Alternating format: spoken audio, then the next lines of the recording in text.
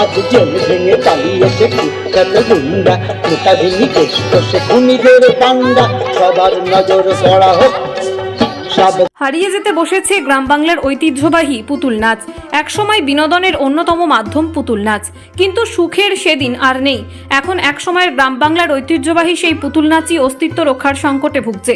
কিন্তু এত সবের পরেও পুতুল নাচকে টিকিয়ে রেখেছে কয়েকজন। তাদের মধ্যে অন্যতম বাঁকুড়া জেলার ইন্দাস ব্লকের সহজপুরের কর্ণধার বিশ্বরূপ ভট্টাচার্য। দীর্ঘ কয়েক বছর পর আবার দেখা গেল বাঁকুড়া জেলার ইন্দাস ব্লকের বড় গোবিন্দপুর পীর বাবার মিলন মেলায়। শীত উপেক্ষা করেই গ্রামের মাঠে পুতুল নাচের আসরে ভিড় করেছেন অনেকেই।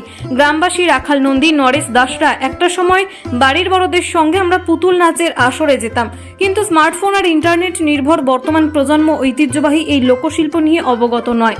তাই লুপ্তপ্রায় এই লোকশিল্পের সঙ্গে বর্তমান প্রজন্মের পরিচয় ঘটানো জরুরি বলেই তারা জানিয়েছেন। পুতুল নাচের দলের কর্ণধার বলেন, তাই অনেক বছর ধরে পুতুল নাচের সঙ্গে যুক্ত আছি। বর্তমানে এই বিষয়ে মানুষের আগ্রহ কমছে। সরকারিভাবে শিল্পী সহ অন্যান্যদের নানাভাবে সাহায্য করা হলেও আমরা এখনো ব্রাত্য। সরকারি পৃষ্ঠপোষকতা ছাড়া এই পুতুল নাচকে আর বাঁচিয়ে রাখা অসম্ভব বলে তিনি জানান। বাংলার পুতুল নাচ আস্তে আস্তে বিলুপ্তির পথে, এর কারণটা কি? পুতুল নাচ ৫,০০০ বছরের বাংলার ঐতিহ্য, কিন্তু সেই বাংলা থেকেই পুতুল নাচ আজকে বিদায় নিতে বসেছে। তার প্রথম হচ্ছে বোকাবাক্স টিভি, তারপর এখন মোবাইল। মানুষের ধৈর্য এখন খুব কমে গেছে। একটা আগে যাত্রা হতো 3 ঘন্টা 3.5 ঘন্টা লোকে বসে দেখতো, সেখান থেকে এলো থিয়েটার 1 ঘন্টা 1.5 ঘন্টা। এখন 15 সেকেন্ড একটা রিলস দেখবে লোকে, সেই ধৈর্যের জায়গায় চলে এসছে। ওই স্রোতেতেই পুতুল নাচ ভাসিয়ে নিয়ে চলে গেছে। এখন আর পুতুল নাচ দেখতেই পাওয়া যায় না। নাহলে এরকম একটা মেলার আসর মানে পুতুল নাচের দল একটা বসতোই, এবং তারা 3টে করে শো করতো, প্রচুর লোকজন হতো। সেই পুতুল নাচ এখন আর দেখতে পাওয়া যায় না। এ হারিয়ে যাওয়া পুতুল নাচকে আমরা কীভাবে ফিরে পাবো?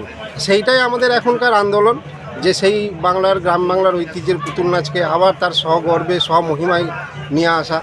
তার জন্য তার যে খারাপ দিকগুলো ছিল সেইগুলোকে আমরা রেকটিফাইড করার চেষ্টা করছি। আগে একটা পুতুলের 40 কেজি করে ওজন ছিল, সেই পুতুল আমরা এখন 1 কেজি ওজনে নিয়ে চলে এসেছি। আলো ব্যবহার করছি, সাউন্ড ব্যবহার করছি, এইসব করে আমরা পুতুল নাচকে আবার মানে তার ঐতিহ্য ফিরিয়ে দেওয়ার চেষ্টা করছি। আপনার নাম? আমার নাম বিশ্বরূপ ভট্টাচার্য, আমি ইন্দাস সহজ পুতুল দলের কর্ণধার। বাঁকুড়া থেকে দেবজিৎ দত্তের রিপোর্ট, TV5 বাঁকুড়া।